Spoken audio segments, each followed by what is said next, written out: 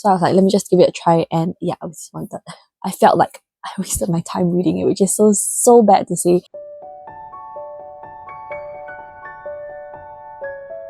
Hi, let me just click this in. Welcome back to another video. So as you would have seen from the title and the thumbnail, today's video is going to be one of my end of year wrap up videos wherein I wrap up my reading, my best books, worst books. Anticipated releases is already out, stats, every single book I read. And for K-dramas and shows I watched, there will be a separate video for that. And in this particular video, because I am in a very hateful mood at the moment, we are going to be talking about the worst books I read in 2024. I think in previous years, I always went through each book by rating, and I would say that all the books in each particular rating feel the same to me. But as I was organizing my list for this year, I felt like the ratings didn't really represent my hatred towards those books, because certain books I rated them really lowly because I felt like I liked nothing about the book, but I didn't have anything to say for the particular books. And for other books, for example, I rated them maybe 3 or 3.5 stars, but because there were disappointments, I had so many more things to say, so I decided to scrap the ratings for this particular video, okay? And I'm going to talk about the books more of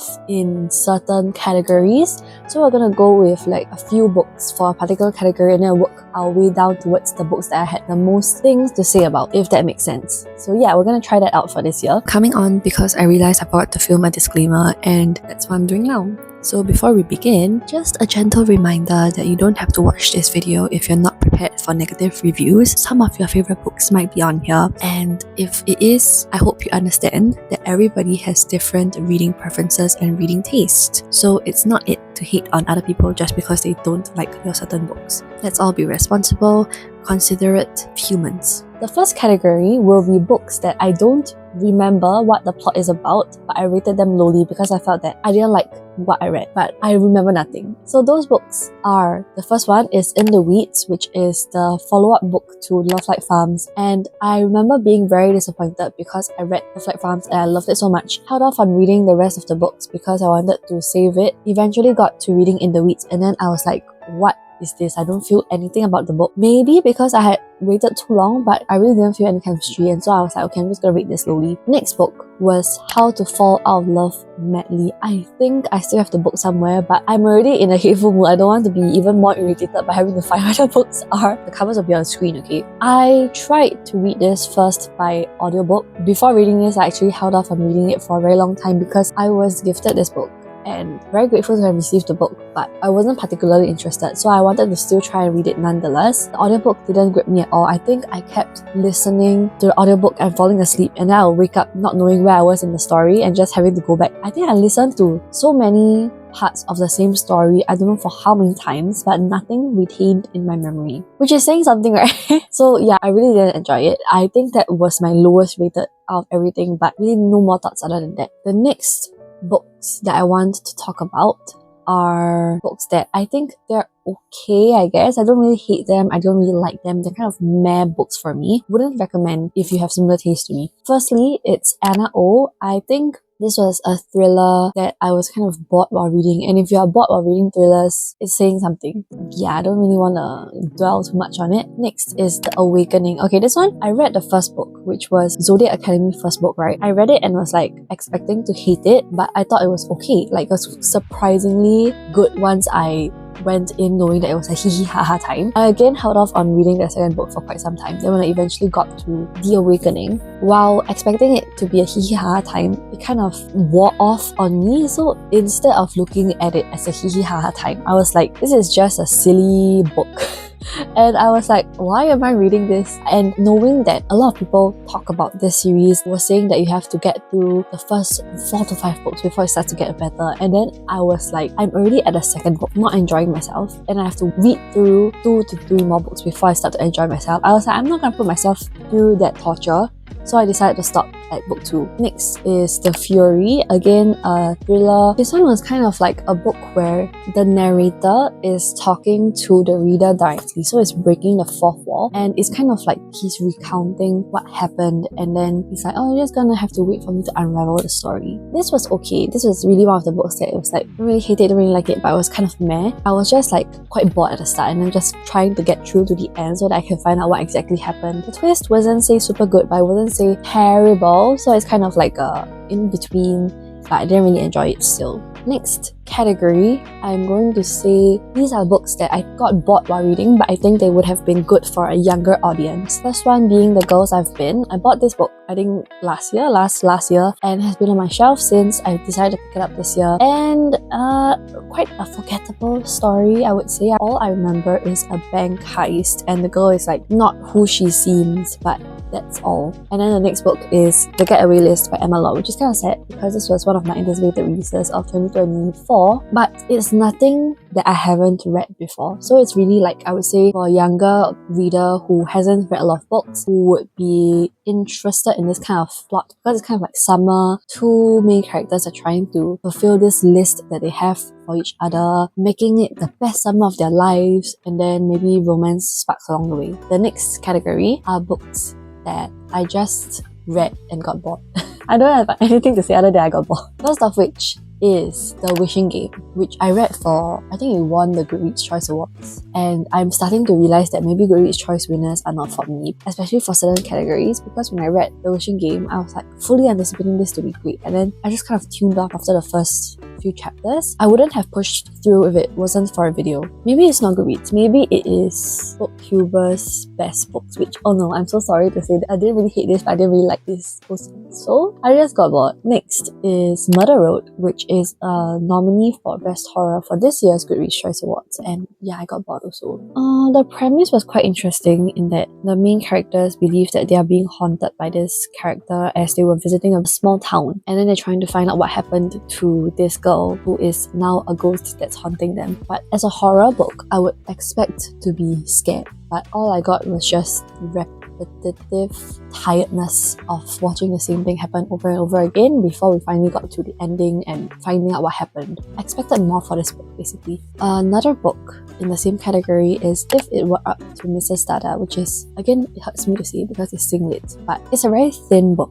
And it's one of those books that I read it and didn't understand what I was supposed to get from the story, because it's slice of life, but I don't really get the point of the story. It's like it's happening on National Day, showing a bit of Singaporean culture here and there, but Mrs. Dada is a very interesting, complex character that is not necessarily likable. Yeah, it just feels very slice of life, and I don't really understand what I'm supposed to get out of it, other than the fact that I felt like I wasted my time reading it, which is so bad to say. Another book is You Again, which I'm realizing now that a lot of people like this book a lot. And I guess I'm in the minority here because I don't understand what people like about this book. I was just so bored while reading it. I didn't feel the chemistry. It reads more literary fiction romance to me, which is not something that I normally enjoy. So maybe it's me. But yeah, I don't even remember the plot. I just remember not liking it.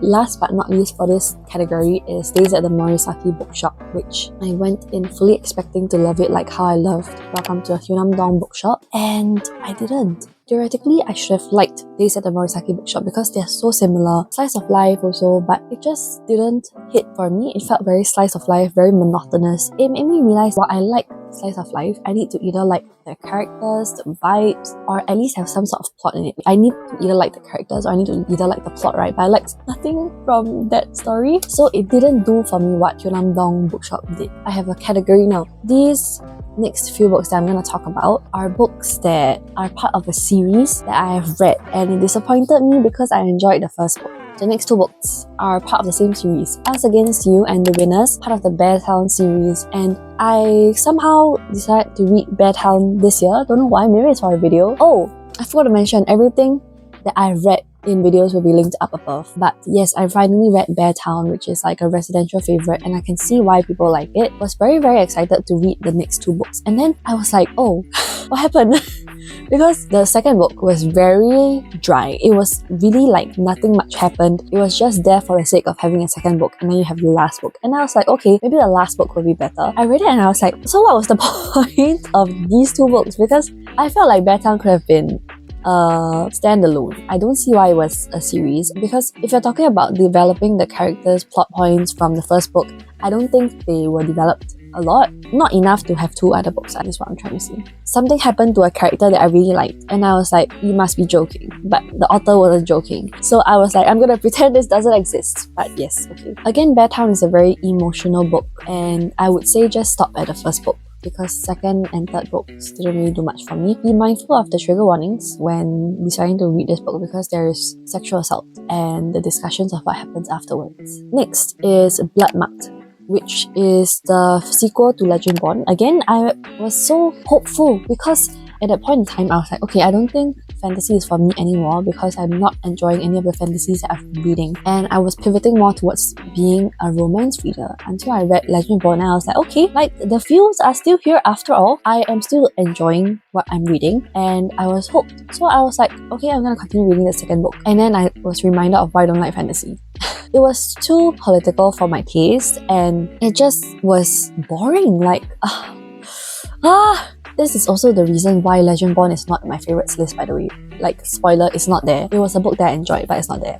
Because of Bloodmarked. Because of you. But yeah, okay. And also partly because I have too many favourites that I want to kind of limit to 24. And the last book for this category is Ashes and the Star-Cursed King. I read Serpent and the Wings of Night for the BookTuber favourites video and I was again very pleasantly surprised. I was like, I'm loving this so much. Even though it's a long book, I flew through it. Let me continue with the second book. Okay, this one I really don't know if it's because I left this book for too long before reading Ashes and the Star-Cursed King, but it also felt very political. And I was like, I don't really care what happens to the characters anymore. Nothing in this book is reminding me of why I liked this first book so much. Which I would like to counter-argue with the fact that I have left the second books of certain books for quite a while before going back to it. For example, Somewhere Beyond the Sea. At least a year before I read Somewhere Beyond the Sea and I immediately came back to this world. Maybe because it's not so complex, the plot, but yeah, I didn't feel it for Ashes and the Star-Cursed King and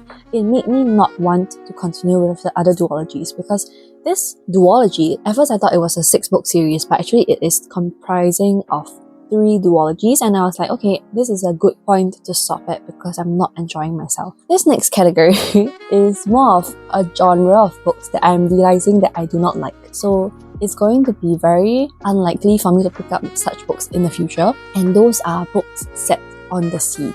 I don't know why I don't like it, but I just don't like it. Case example 1, Tress of the Emerald Sea. Read for the YouTuber's favourite books video. I was so bored and I was like seriously contemplating my life because people were enjoying this so much and I was like, where's the magic? Nothing drew me in. Okay, I don't think it's just the fact that it was on the sea, but it's a common factor. I don't understand the plot. It didn't work for me, is what I'm saying. Case number 2, To Kill a Kingdom. This one, To Kill a Kingdom, I didn't enjoy the whole adventure on the sea thing, but also because I felt like the romance was kind of not it, in that I didn't feel any chemistry. And then the whole climax at the end, I kind of remember it, which is saying something good for the book, but I felt like it was too YA for my taste, which I know I am discrediting myself because this is literally a YA book, but certain YA books transcend the genre and this was just a YA book.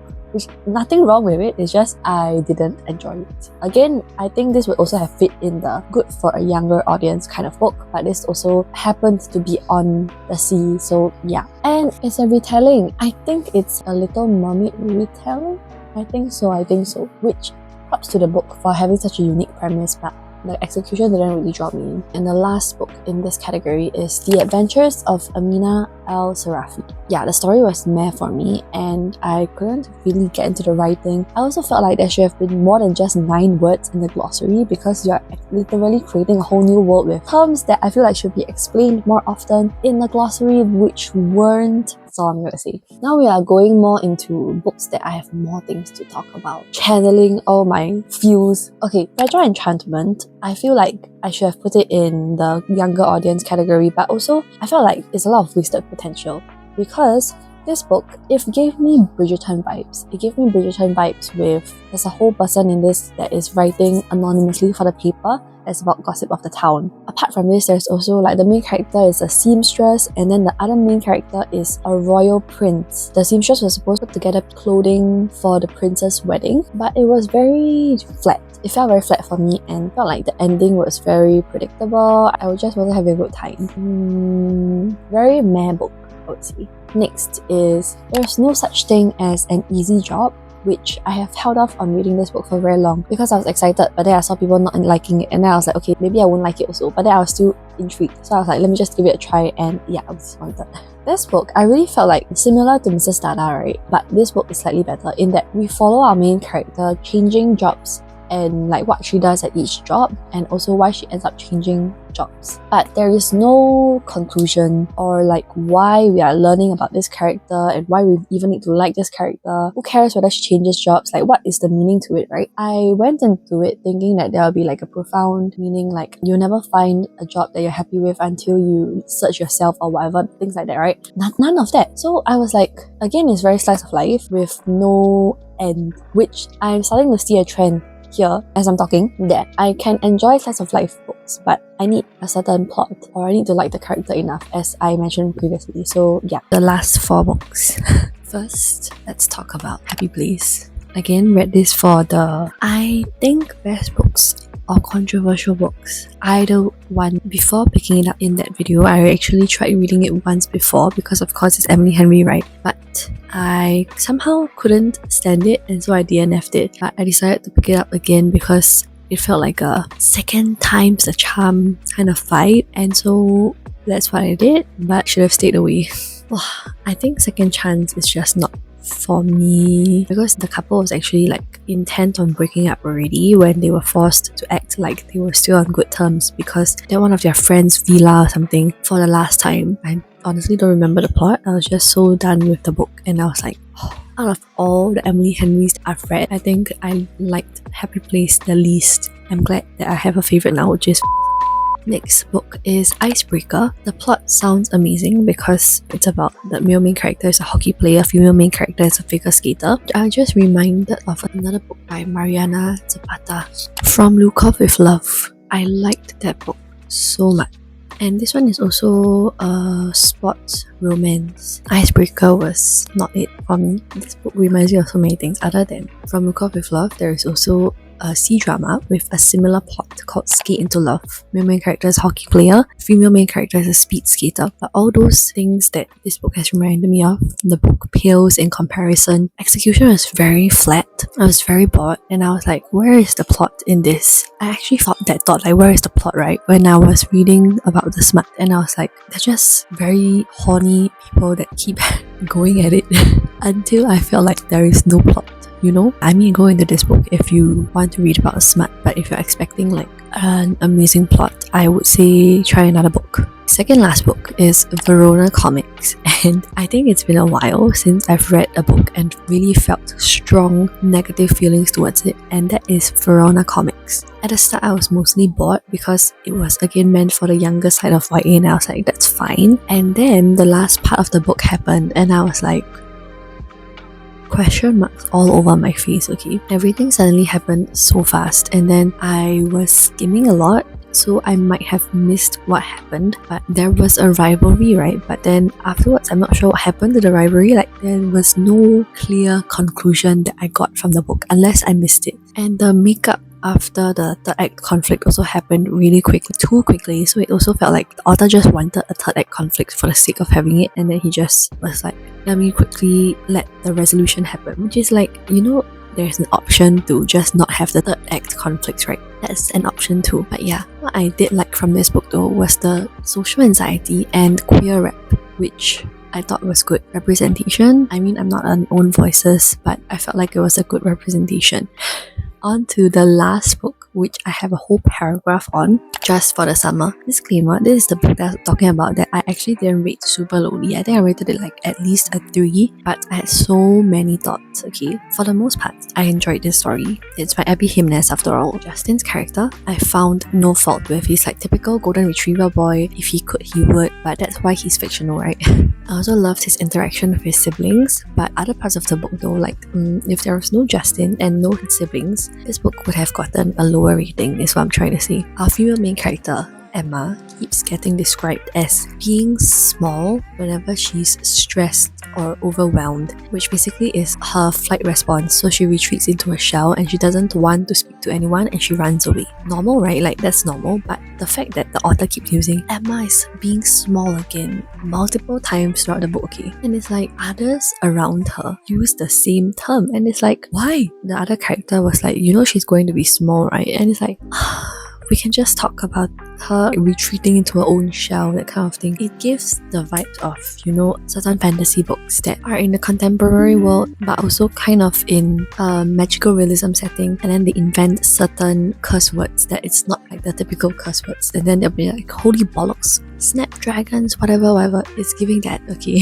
Definitely was no need for that. I honestly don't remember this part, but my review mentioned this one character being the most fucked up member I've ever read about, and I didn't even understand the intentions behind what the character did. Moving on to the parts that I do remember, this whole premise was on the concept of the fact that both characters felt that they were cursed, in that whoever they date move on to find the love of their lives. So I was very intrigued by this plot point, and I thought it would be featured more or talked about more. It's like a magical realism kind of setting, but it wasn't. It was literally just a thing that people say. Like, I always feel like I'm the person that people date to then move on to find their one true love. Is it an issue of mismarketing, or is it an issue of misunderstanding on my part? I will never know, but I wanted it to be like a magical realism plot point. Like, think about 7 Year Slip by Ashley Poston, think about Instant Karma by Marissa Meyer. That's what I was expecting, but it wasn't. It's fine. And then the next point, the third act conflict.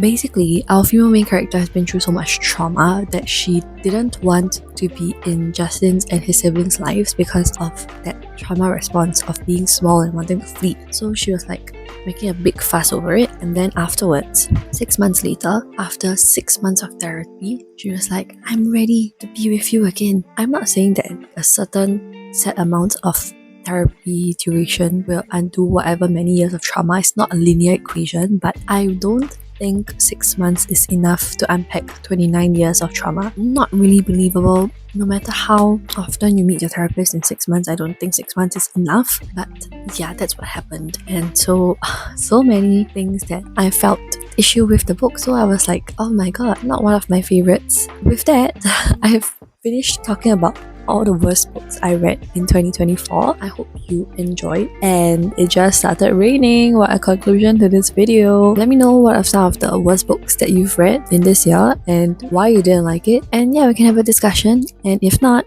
thank you so much for watching. Please like this video if you enjoyed. Consider subscribing to my channel to see more of such content. I hope you're having a great week or a great day whenever or wherever you're watching. Remember to stay hydrated, and I'll see you in my next video.